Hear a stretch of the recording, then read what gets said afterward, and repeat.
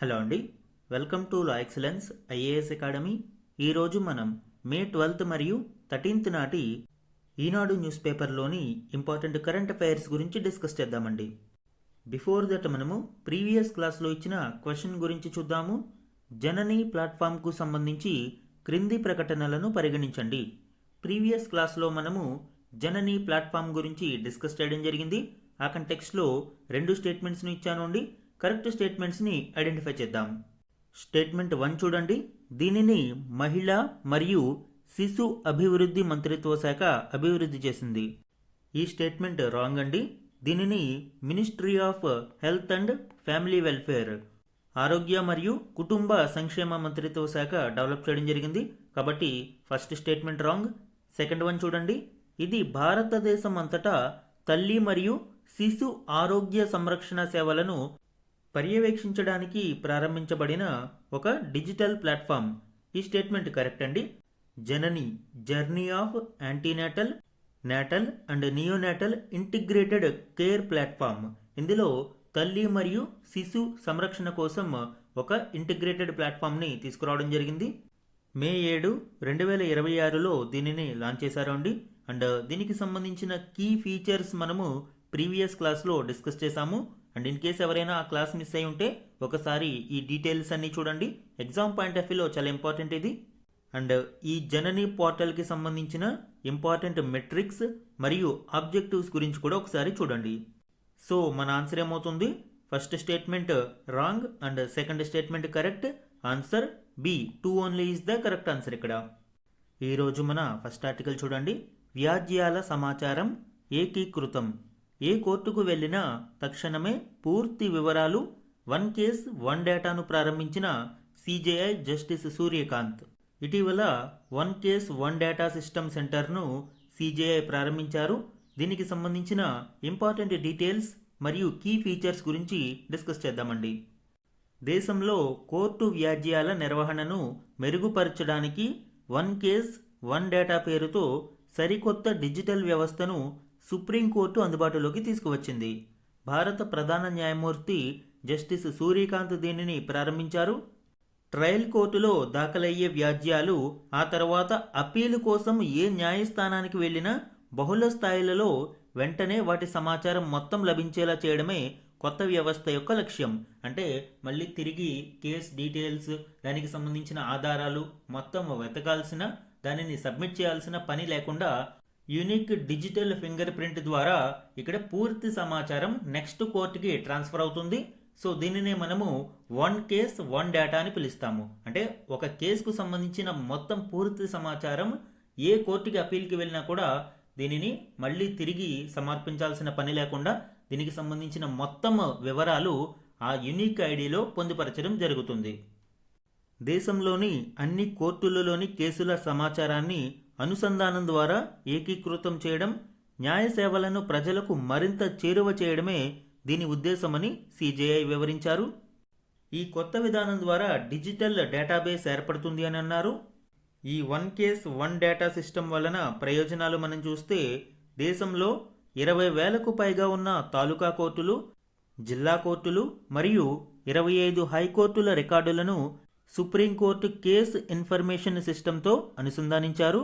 కింది కోర్టుల నుంచి ఏదైనా కేసు సుప్రీంకోర్టు వరకు అప్పీల్కి వచ్చినప్పుడు కేసు నెంబర్ ఎంటర్ చేయగానే విచారణ సమాచారం మొత్తం ప్రత్యక్షమవుతుంది.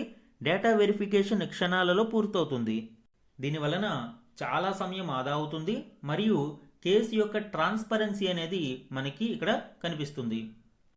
ఒకే కేసు వేరువేరు కోర్టులలో వేరువేరు పేర్లతో లేదా తప్పుడు వివరాలతో దాఖలైతే సత్వరమే ఇది గుర్తించడానికి అవకాశం ఉంటుంది. అలానే సుప్రీంకోర్టు ఏదైనా కేసుపై స్టే విధించినప్పుడు ఆ సమాచారం వెంటనే సంబంధిత తాలూకా లేదా జిల్లా కోర్టు సిస్టంలో కూడా అప్డేట్ అవుతుంది. హైకోర్టులు కూడా ఇతర రాష్ట్రాల హైకోర్టులు లేదా ఇతర జిల్లా కోర్టుల కేసు స్టేటస్ను నేరుగా పరిశీలించవచ్చు. ఈ విధంగా ఒక ఇంటిగ్రేటెడ్ జ్యుడిషియల్ డేటా సిస్టమ్ని దీని ద్వారా అభివృద్ధి చేస్తున్నారు. ఈ 1 కేస్ 1 డేటా సిస్టమ్కి సంబంధించిన మరిన్ని డీటెయిల్స్ చూడండి. Transforming the Indian judiciary A unified digital ecosystem. ఈ వ్యవస్థను మే 11, 2026న సిజేఐ లాంచ్ చేయడం జరిగింది. ఇది ఒక unified digital identity for every legal matter in India. దేశంలోని తాలూకా కోర్టు మొదలు హైకోర్టు, సుప్రీంకోర్టు ఇలా ఏ కోర్టు వరకు అప్పీల్కి వెళ్ళినా ఆ కేసుకి సంబంధించిన నెంబర్ ఎంటర్ చేయగానే దాని పూర్వాపరాలు పూర్తిగా మనకి ప్రత్యక్షమవుతాయి. సో ఒక కేసుకి సంబంధించిన డిజిటల్ థ్రెడ్గా కూడా దీనిని చెప్పవచ్చు. దీని ద్వారా continuous tracking of the case అనేది పాసిబుల్ అవుతుంది. కీ ఫీచర్స్ అండ్ ఆబ్జెక్టివ్స్ చూడండి. యూనిఫైడ్ డిజిటల్ ఐడెంటిటీని ఇందులో కల్పిస్తారు. Unique finger print and data code ఒక కేసుకు కల్పించడం జరుగుతుంది. And integrated data connects data across judicial tyres. Taluka level నుంచి సుప్రీంకోర్టు హైయెస్ట్ టైర్ వరకు కూడా ఇక్కడ యూనిఫైడ్ ఇంటిగ్రేషన్ అనేది చూడవచ్చు. అలానే ఆటోమేటెడ్ డేటా ట్రాన్స్ఫర్, అంటే ఇది ఒక కేసుకి సంబంధించిన డేటాని సత్వరమే వేరొక కోర్టుకు ట్రాన్స్ఫర్ ఆటోమేటిక్గా జరుగుతుంది ఇందులో. అండ్ స్టాండర్డైజ్డ్ మెటా డేటా, మొత్తం ఈ డేటా ఎంట్రీ ప్రాసెస్ కూడా యూనిఫామ్గా ఉంటుంది, అన్ని రాష్ట్రాలలోనూ ఒకే విధంగా ఉంటుంది. Ensures data compatibility nation wide, దీనివలన మొత్తం దేశవ్యాప్తంగా ఒకే విధమైన ఇక్కడ డేటా ఎంట్రీ అనేది పాసిబుల్ అవుతుంది. ఎన్హాన్స్డ్ సెక్యూరిటీ అండ్ యాక్సెస్ అనేది చూడవచ్చు. అండ్ జ్యుడిషియల్ సిస్టమ్ మీద దీని యొక్క ఇంపాక్ట్ చూడండి. ఇంక్రీజ్డ్ ఎఫిషియన్సీ, ఈ ఇంటిగ్రేటెడ్ డేటా సిస్టమ్ వలన వెయిటింగ్ పీరియడ్ అనేది చాలా వరకు తగ్గిపోతుంది అండి. అలానే స్ట్రీమ్లైన్డ్ ప్రాసెసింగ్ అనేది చాలా సులభంగా ఉంటుంది. ఇప్పటికే భారతదేశంలో జ్యుడిషియల్ పెండెన్సీ అనేది చాలా ఎక్కువగా ఉంది. ఇప్పుడు ఈ నూతన వ్యవస్థ దానిని కొంత తగ్గించే అవకాశం ఉంటుంది. అలానే ట్రాన్స్పరెన్సీ అండ్ యాక్యురసీ అనేది చూడవచ్చు. ఎందుకంటే మాన్యువల్ రికార్డ్ కీపింగ్లో కొన్ని పొరపాట్లు దొర్లుతూ ఉంటాయి. ఈ డిజిటల్ రికార్డ్స్ వలన అటువంటి సమస్య ఉండదు. అండ్ బాటిల్ నెక్స్ కూడా క్లియర్ అవుతాయి. అలానే improved searchability, fast online verification of information అనేది పాసిబుల్ అవుతుంది. ఇది కేసును త్వరితగతిన పూర్తి చేయడానికి సహాయపడుతుంది. అలానే ఈ కార్యక్రమంలోనే ఏఐ పవర్డ్ చాట్బాట్ సుసహాయాన్ని ఆవిష్కరించడం జరిగింది. వెరీ ఇంపార్టెంట్ అండి. ఎగ్జామ్లో డైరెక్ట్గా వీటి గురించి అడిగే అవకాశం ఉంటుంది. ఈ సుసహాయ్ చాట్బాట్ని developed in collaboration with NIC, National Informatics Centre అభివృద్ధి చేసింది. సుప్రీంకోర్టు యొక్క ఏఐ పవర్డ్ టూల్గా దీనిని చెప్పవచ్చు. Assists users in accessing court services, Supreme Court యొక్క సర్వీసులు, సేవలను యాక్సెసిబిలిటీలోకి తీసుకురావడానికి ఈ సుసహాయ్ చాట్బాట్ అనేది సహాయపడుతుంది. అలానే సుప్రీంకోర్టు యొక్క వెబ్సైట్ను నావిగేట్ చేయడంలో కూడా ఇది సహాయపడుతుంది. సో మొత్తంగా ఒక డిజిటల్ రెవల్యూషన్ ఇన్ ఇండియన్ జ్యుడిషియరీగా దీనిని చెప్పవచ్చు.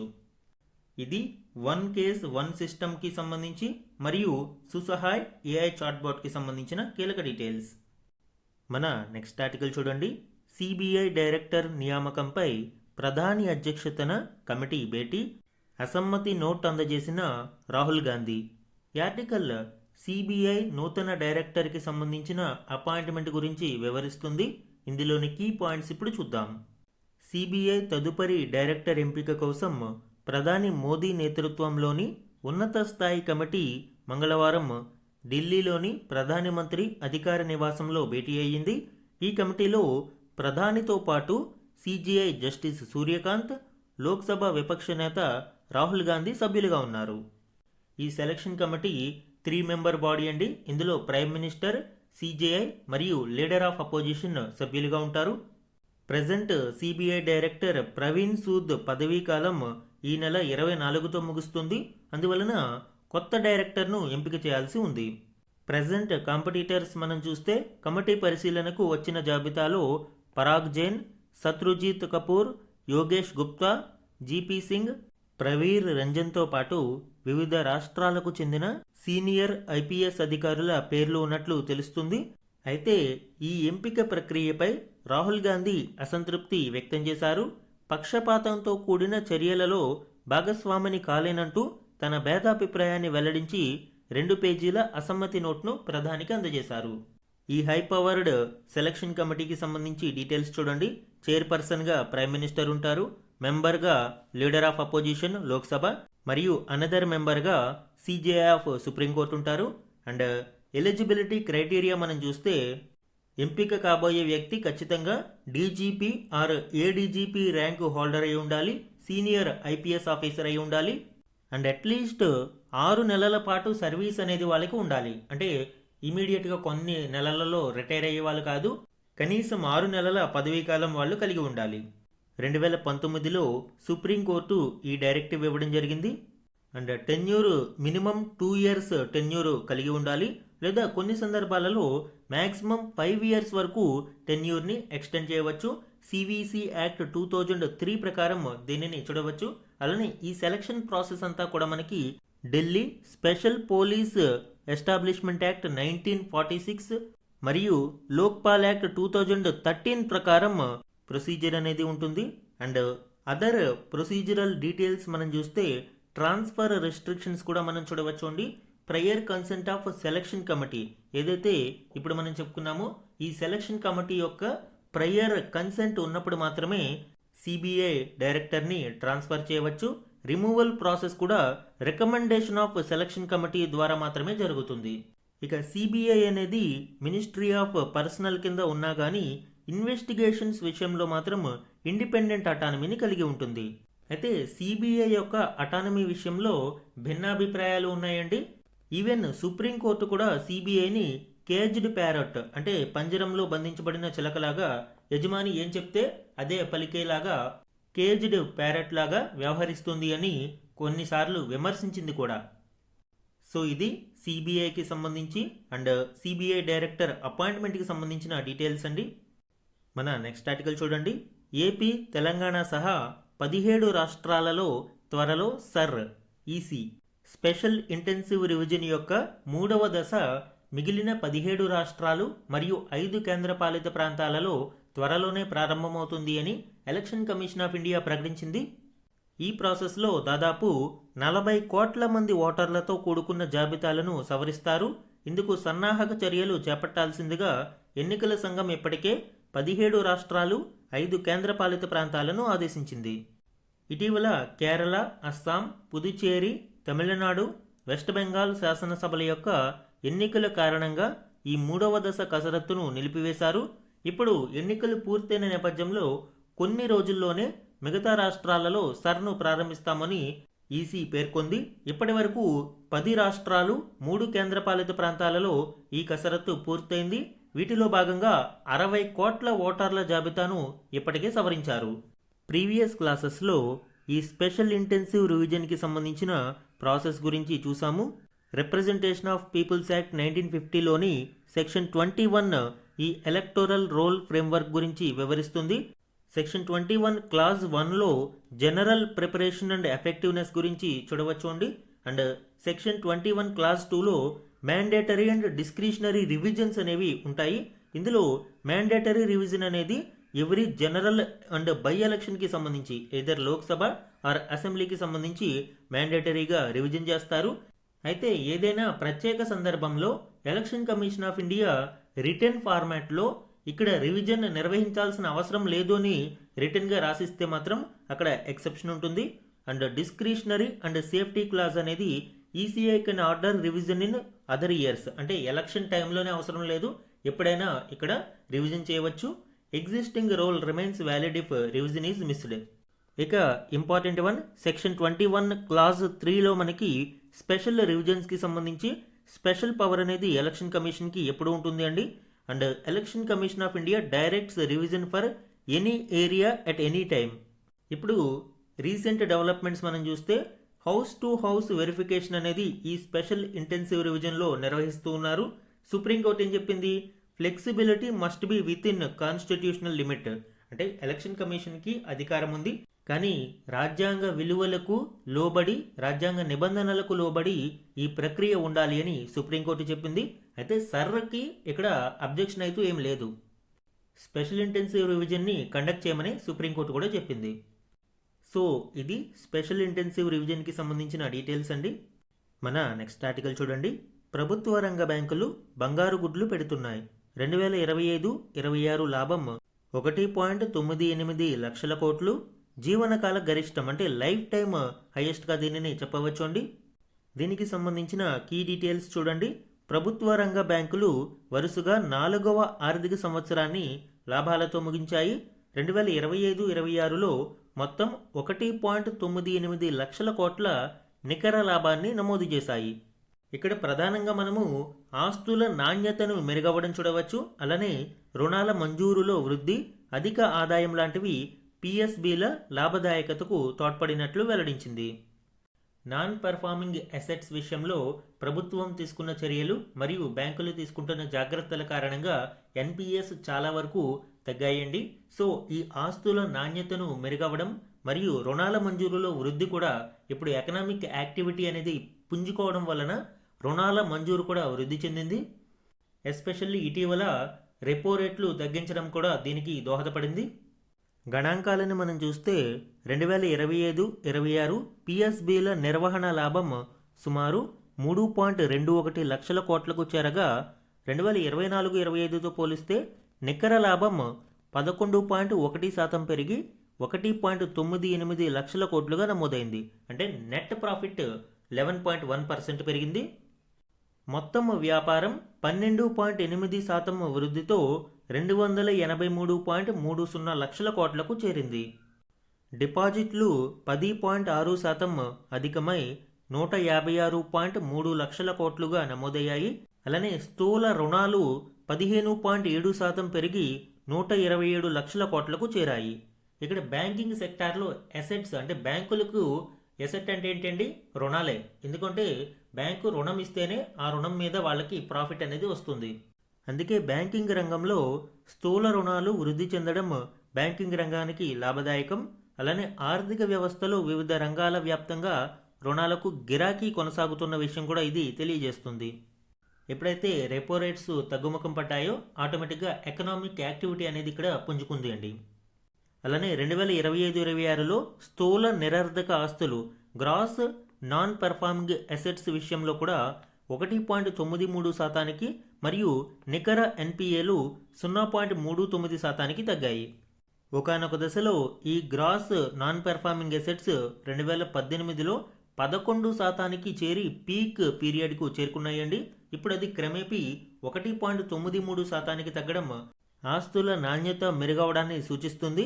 ఇక 2025-26లో పిఎస్బిలకు తాజా మొండి బకాయిలు తగ్గాయి. రైట్ ఆఫ్ ఖాతాలతో పాటు ఇతర ఖాతాల మొండి బకాయిల వసూలు 86,971 కోట్లుగా నమోదైంది. సో ఇది పబ్లిక్ సెక్టార్ బ్యాంకింగ్కి సంబంధించిన కీలక డీటెయిల్స్ అండి. పిఎస్బిల నెట్ ప్రాఫిట్ గురించి మరియు గ్రాస్ నాన్ పర్ఫార్మింగ్ అసెట్స్కి సంబంధించి మరియు స్థూల రుణాలకి సంబంధించి ఈ గణాంకాలన్నీ ఎగ్జామ్ పాయింట్ ఆఫ్ వ్యూలో ఇంపార్టెంట్ అండి. మన నెక్స్ట్ ఆర్టికల్ చూడండి. నీట్ యూజీ రద్దు, ప్రశ్నాపత్రం లీక్ నేపథ్యంలో అసాధారణ నిర్ణయం, దర్యాప్తు సిబిఐకి అప్పగింత. National eligibility cum entrance test NEET UG పరీక్షను నేషనల్ టెస్టింగ్ ఏజెన్సీ రద్దు చేసింది. ప్రశ్నాపత్రాలు లీక్ అయిన నేపథ్యంలో ఈ అసాధారణ నిర్ణయం తీసుకుంది. అండ్ దీని వలన ఇప్పుడు నీట్ యూజీ పరీక్షను తిరిగి నిర్వహించడానికి సన్నాహాలు చేపడుతున్నారు. దేశవ్యాప్తంగా వైద్య కళాశాలలలో ఎంబీబీఎస్ ప్రవేశానికి ఈ నీట్ యూజీ పరీక్షను నిర్వహిస్తారు. అండ్ ఇప్పుడు 23 లక్షల మందికి మళ్ళీ పరీక్ష, వారం 10 రోజులలో కొత్త షెడ్యూల్, పూర్తి బాధ్యత మాదేనని అండ్ దీనికి సంబంధించి తిరిగి ఎటువంటి రుసుము కూడా చెల్లించాల్సిన అవసరం లేదు అని ఎన్టీఏ డీజీ ప్రకటించారు. ఎయిమ్స్ ఆధ్వర్యంలో ఈ పరీక్షను నిర్వహించాలి అని విద్యార్థులు డిమాండ్ చేస్తున్నారు. ఈ ప్రశ్నాపత్రాల లీకేజీకి సంబంధించి కేసును సిబిఐకి అప్పగించి దర్యాప్తు జరపాలని కోరడం జరిగింది. అండ్ పరీక్షను రద్దు చేయడంతో పాటు దేశవ్యాప్తంగా ఈ పరీక్షకు దరఖాస్తు చేసుకున్న 23 లక్షల మంది మళ్ళీ పరీక్ష రాయాల్సి ఉంటుంది. పరీక్ష తేదీలను అధికారికంగా ప్రకటిస్తారు. అండ్ మళ్ళీ దరఖాస్తు చేసుకోవాల్సిన అవసరం కానీ ఫీజు చెల్లించాల్సిన అవసరం కానీ లేదు అని స్పష్టం చేయడం జరిగింది. పారదర్శకతను కాపాడడం, జాతీయ స్థాయి పరీక్షల విశ్వాసాన్ని నిలబెట్టుకోవడంలో భాగంగా నీట్ యూజీని రద్దు చేసినట్లు వివరించింది. అయితే నీట్ పరీక్ష సాఫీగా సాగాలి అంటే ఆన్లైన్ ఆవశ్యకమని కొంతమంది నిపుణులు భావిస్తూ ఉన్నారు. కేంద్ర ప్రభుత్వం 2024లో నీట్ రద్దు నేపథ్యంలో ఇస్రో మాజీ చైర్మన్ కస్తూరి రంగన్ చైర్మన్గా నిపుణుల కమిటీని నియమించింది. ఆ కమిటీ సైతం నీట్ను ఆన్లైన్ విధానంలోనే జరపాలి అని సిఫారసు చేసింది. ఇక్కడ ఈ కమిటీ నేమ్ ఇంపార్టెంట్ అండి. మెయిన్స్లో ఇలాంటివి క్వశ్చన్స్ అడిగినప్పుడు ఈ కమిటీ సిఫారసులు మనము కోట్ చేయాల్సి ఉంటుంది. అయితే ఆన్లైన్ నిర్వహణకు పూర్తి సన్నద్ధత లేకపోవడంతో ఇప్పుడు ఆఫ్లైన్లోనే నిర్వహించారు. అండ్ తాజా నీట్ పరీక్ష కూడా రద్దవడంతో విద్యార్థులు మరియు తల్లిదండ్రులు ఆందోళనను వ్యక్తం చేస్తున్నారు. అండ్ భవిష్యత్తులోనైనా ఇటువంటి జాతీయ స్థాయి పరీక్షలను కట్టుదిట్టమైన భద్రతతో ఆన్లైన్ విధానంలో నిర్వహిస్తేనే బాగుంటుంది అని నిపుణుల అభిప్రాయం. ఈరోజు వన్ లైనర్ కరెంట్ అఫైర్స్ చూడండి. తెలంగాణ మహిళా కమిషన్ చైర్పర్సన్గా జీహెచ్ఎంసీ మాజీ మేయర్ గద్వాల్ విజయలక్ష్మి నియమితులయ్యారు.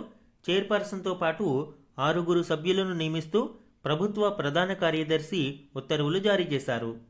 ఈ మహిళా కమిషన్లో సభ్యులుగా కాసోజు శంకరమ్మ, చిట్యాల శ్వేత, శశికళ యాదవరెడ్డి, సదాలక్ష్మి, ఎన్ రాధాబాయి, ఉజ్మా ఆషాయ్ షకీరా నియమితులయ్యారు.